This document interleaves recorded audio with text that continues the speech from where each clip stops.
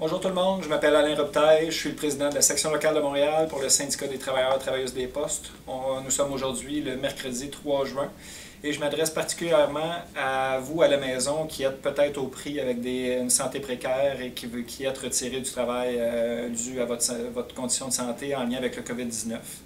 On a appris récemment que Post Canada rappelait certains d'entre vous pour vous inciter à revenir au travail dû au fait que maintenant Post Canada a des masques, des couvre-visages donc qui offrent d'une façon volontaire aux travailleurs.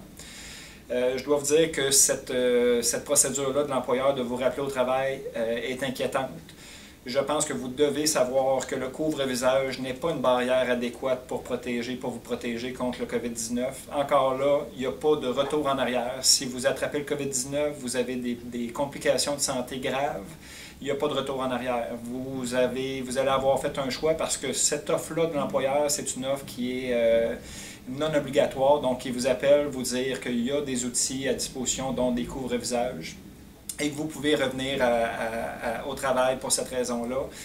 Je voulais profiter de l'occasion pour vous dire que le gouvernement du Québec dit sur leur site officiel qu'il n'y a pas de données probantes qui prouvent que le port de masque dans la communauté protège les personnes qui le portent. Donc, je sors ça, je vous invite à vous documenter comme il faut avant de rentrer au travail parce que selon le gouvernement du Québec, il semble dire que ce n'est pas une barrière adéquate. J'ai sorti aussi la même chose du gouvernement du Canada qui nous dit qu'il faut, à lui seul, un masque n'empêche pas la propagation du COVID-19.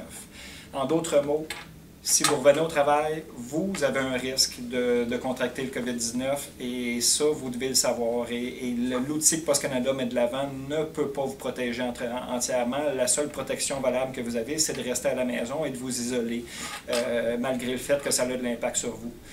On voulait en profiter pour vous en parler, pour vous dire que c'est sur une base volontaire, vous n'êtes pas obligé de revenir.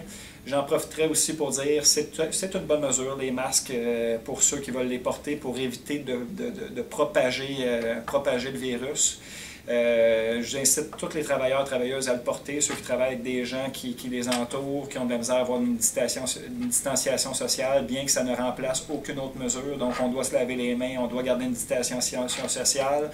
La seule chose, c'est que le masque peut aider à ce que les postillons ne se promènent pas. Par contre, la personne qui est à risque, lui, ce n'est pas une barrière. Les microparticules vont rentrer dans le masque et peuvent vous infecter quand même.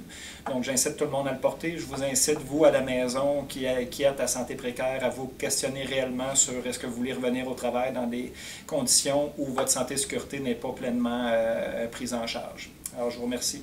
Une bonne journée à vous.